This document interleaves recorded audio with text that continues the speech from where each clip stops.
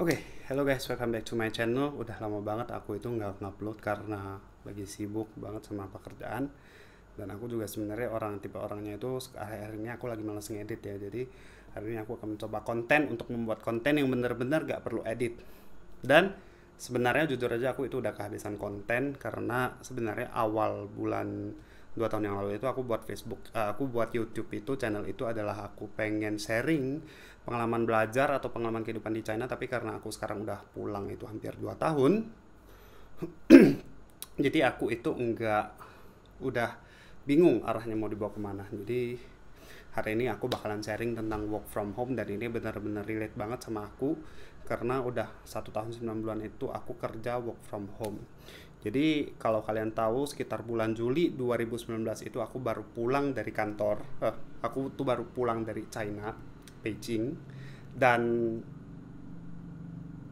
sampai sekarang aku itu masih di Indonesia. Jadi sebenarnya bulan Januari 2020 itu setengah tahun kemudian dari yang kemarin itu aku udah bakalan berangkat, tapi karena COVID menyerang jadi nggak bisa, dan sampai sekarang itu aku masih stay di sini. Nah, cuman aku itu bulan lalu aku udah resign dari company lama, dan sekarang itu aku lagi di company yang lain. Jadi udah beda company, cuman statusnya itu aku tetap work from home. Jadi hari ini kita bakalan bahas plus dan minusnya work from home apa sih di term aku ya, maksudnya di kondisi aku yang sekarang itu. Aku melihat aku bisa membagikan pengalaman kalian work from home, terutama bekerja sama orang China gitu. Nah, yang pertama yang harus diperhatikan adalah aku itu kerjanya itu statusnya sebagai part time. Jadi aku itu bukan full time employee di China. Jadi aku itu part time, jadi mungkin ada beberapa bagian yang nggak relate, tapi ini jadi referensi aja. Yang pertama positifnya adalah, kita mulai positif dulu. Yang pertama positifnya adalah kita bisa ngatur waktu kita sendiri itu benar-benar. Jadi kamu mau ngapain, mau tidur, mau makan, mau ngapain jam berapa itu terserah kamu. Dan kebetulan di posisi aku itu, company aku itu cuman ngasih deadline itu kamu harus kumpul kapan, jadi itu terserah kamu mau kerjanya kapan. Dan dari keleluasaan waktu ini juga itu aku bisa uh, mengatur banyak sekali hal-hal yang lain. Misalnya aku bisa nyari side job yang lain untuk dapat penghasilan, dan aku bisa manage waktu aku untuk family time aku itu. Jadi di sini menurut aku plusnya itu dari keleluasaan waktu yang ditawarkan itu benar-benar nilai yang plus. Dan kalau kalian bisa manage project kalian atau set job kalian dengan baik, mungkin pay kalian atau gaji kalian itu, gaji kamu itu bisa lebih tinggi daripada gaji yang kamu udah jadi karyawan tetap. Jadi bagaimana kamu time management, skill management kamu itu, dan bagaimana kamu menjual diri ke company kamu. Itu yang penting. Dan yang kedua menurut aku adalah, kan bebas mau ngapain ya tadi, manajemen waktu. Dan yang kedua adalah hemat biaya tinggal dan biaya makan. Kalau kalian tahu di Beijing itu overall China deh, itu tempat tinggalnya itu mahal banget. Dan in case aku itu, company itu nggak nanggung tempat tinggal aku yang dulu ya. Jadi kalau kalian tahu untuk tempat tinggal aku aja itu 6 juta, dan makan itu aku alokasikan sekitar 1 bulan itu 3 juta. Jadi 1 bulan untuk makan dan untuk hidup tempat tinggal aja itu aku udah butuh 9 juta. Dan menurut aku selama 1 tahun 9 bulan berarti sekitar berapa tahun ya, sekitar 21 bulan ya, kali 9 juta itu aku berarti udah hemat 180 juta untuk tempat tinggal dan makan aku saja di China. Tentu saja aku di sini sekarang gajinya itu nggak segede gaji di sana, tapi setelah dihitung-hitung sebenarnya bedanya dikit amat sih. Bahkan mungkin seperti yang aku bilang tadi, kalau aku bisa ngatur set hustleku, set jobku dengan baik, aku di sini bisa dapat yang lebih daripada di sana gitu. Karena di sana kan, ya kita jujur aja ya, orang Cina itu nggak suka kalau kita sambil kerja itu sambil kerjain side job yang lain. Dan mungkin bukan orang Cina aja, mungkin semua bos itu sama gitu. Tapi di case aku, aku itu merasa selama di Indonesia ya, selama di Indonesia aku itu merasa selama aku bisa manage kerjaan dengan baik, work remote, work from home, aku bebas dong mau ngapain, mau terima side job yang lain atau aku mau jualan apa gitu di Instagram marketing dan segala macam, itu aku bebas gitu. Tapi kalau di sana itu benar-benar udah diikat gitu, dan mungkin bahkan ada yang sampai ditandatangani di atas kontrak itu tidak boleh ada side job yang lain kecuali job utama di company ini. Jika ketahuan akan bla bla bla bla. Itu mungkin jadi positifnya itu aku itu hemat duit dan bisa dapat gaji yang lebih banyak kalau aku bisa manage kerjaan aku dengan baik, side job aku dengan baik. Ya, oke, itu adalah positifnya. Negatifnya adalah yang pertama, mungkin bagi kita yang suka sosialisasi sama teman, bertemu dengan orang baru, kita bakalan kesepian karena di rumah itu cuma bakalan ada kamu, bokap, nyokap, papa, mama, atau keluarga kamu. Atau mungkin kalau kamu ngekos, kamu sendiri dan teman-teman kos. Jadi sama sekali nggak punya kesempatan untuk bertemu dengan orang baru. Tapi di kasus aku nggak masalah karena aku itu emangnya dan karena aku itu orangnya emang kurang suka bersosialisasi dengan orang baru gitu. Jadi aku itu fine-fine aja. Bahkan di selama pandemi ini aku itu udah 1 bulan itu bahkan bisa nggak keluar dari rumah itu 1 kali gitu ya. Jadi ya aku enjoy aja selama itu. Cuman bagi kalian, bagi kamu-kamu yang suka keluar, mungkin ini adalah cons atau negatifnya. Yang selanjutnya adalah beberapa company itu menganggap bahwasannya kalau kamu itu kerja di rumah part time terutama, kamu itu nggak ada karir. Dan jadi di kasus aku kan part time kerja di company lama gitu selama 1 tahun 9 bulan, dan suatu saat kalau nanti aku ngelamar ke perusahaan baru tidak ada bukti yang menyatakan bahwa aku pernah bekerja sebagai posisi ini dan aku job description aku itu seperti ini. Jadi tidak ada instansi yang membuktikan aku pernah bekerja dan berpengalaman di bidang tertentu, dan ini menurut aku adalah minusnya gitu. Jadi istilahnya Kongling ya kalau di Cina itu harus diulang dari awal lagi, nol. Jadi kamu bekerja itu dianggap tidak pernah bekerja dari segi Kongling atau umur kerja kamu. Itu yang kedua, dan ini berhubungan erat dengan yang ketiga adalah kalau part time dan work from home di China, di kasus aku itu kamu tidak bakal dapat bonus seperti karyawan tetap di company yang seharusnya. Jadi misalnya di company yang seharusnya itu kamu bakalan dapat bonus katakanlah 3 bulan atau 6 bulan THR-nya selama 1 tahun sebelum Imlek gitu kan. Nah kalau di sini yang terakhir aku dapat itu sekitar gak sampai 1 bulan guys. Dan teman aku itu cerita dia juga dapat THR itu di company lain work from home. Dia bukan work from home, dia work remotely di Indonesia, company China.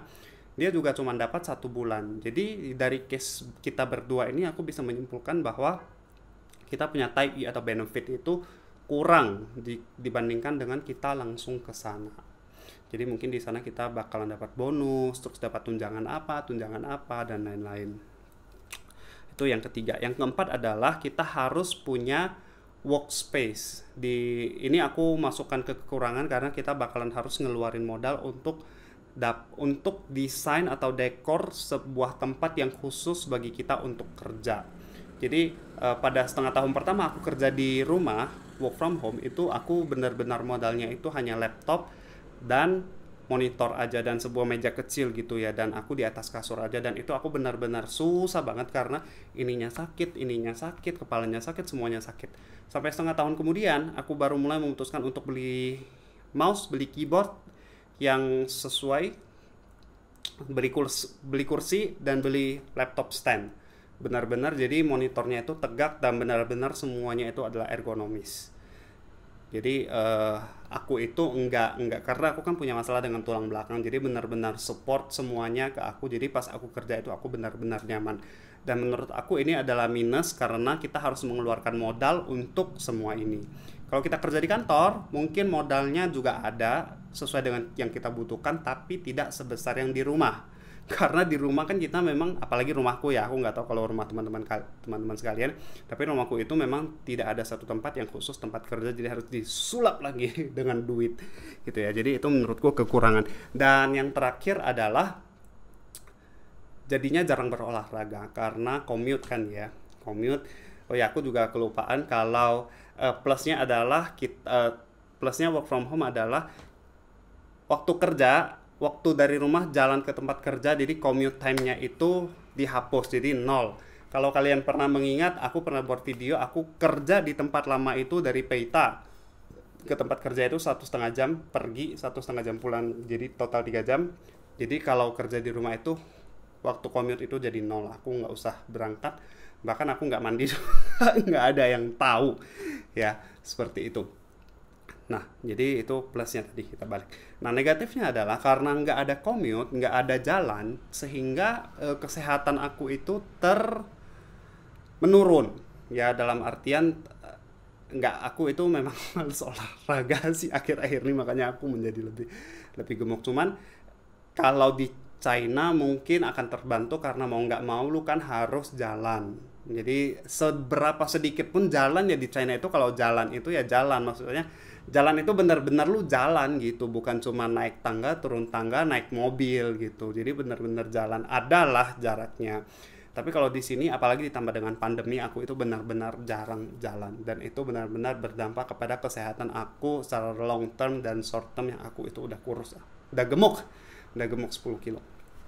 Oke, jadi take away-nya apa, guys? Take away-nya yang pertama adalah, nyontek dulu.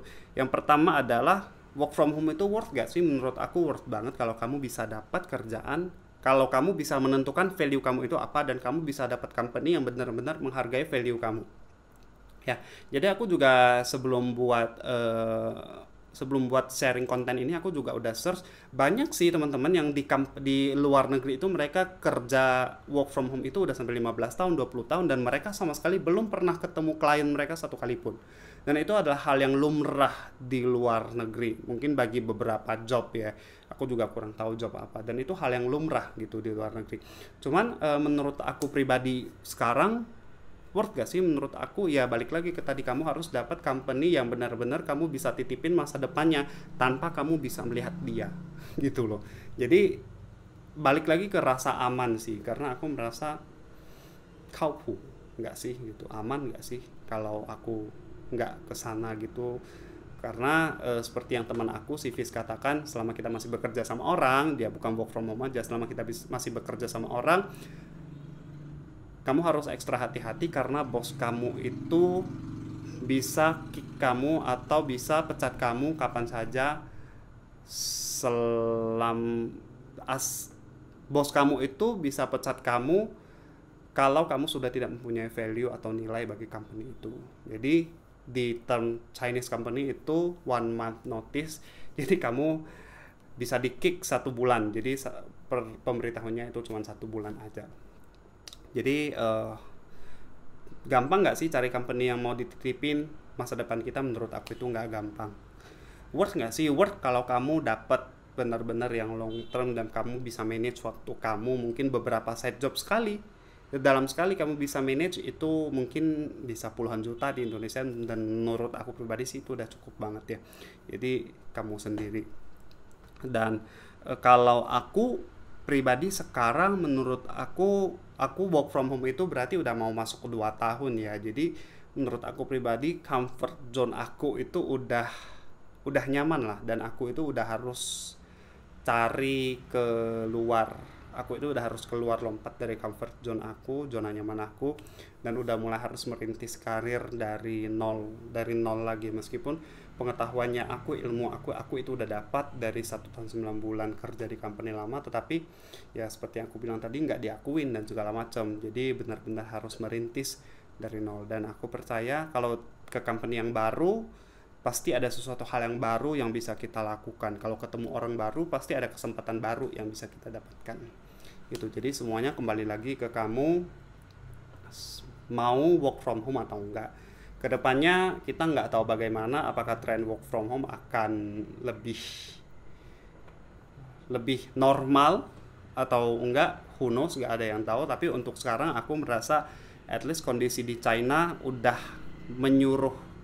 memungkinkan untuk kerja secara normal. Jadi work from home itu mungkin nggak bakal jadi tren di sana, atau mungkin jadi tren tetapi dengan beberapa kekurangan yang aku sebutkan tadi. Jadi nggak dianggap sebagai karyawan yang tetap gitu. Oke guys, itu aja sharing dari aku untuk hari ini. Konten yang kalian lihat adalah tidak diedit ya. Semoga kalian bisa puas dengan konten yang aku berikan hari ini, karena aku itu masih bingung sih sebenarnya mau buat konten apa gitu yang relate ke teman-teman, karena aku itu juga nggak mau buat konten yang banyak sih yang ngasih saran mau buat konten-konten ini, cuman aku merasa ini kayaknya nggak relate dan penonton aku, viewer aku kayaknya bukan mau lihat ini dari channel Hari Digikit gitu. Jadi aku berusaha semaksimal mungkin untuk mikirin konten yang benar-benar relate. Kalau kalian punya masukan buat aku apa yang mau dibahas, itu boleh tinggalkan di kolom komen atau bisa ke Instagram aku aja. Oke, guys, begitu aja dari aku pada hari ini, pada malam ini. Semoga kalian bisa suka, semoga ini berguna bagi kalian, dan jangan lupa klik like, subscribe, komen, dan share video ini kalau berguna bagi teman-teman kalian. See you di video selanjutnya. Bye bye.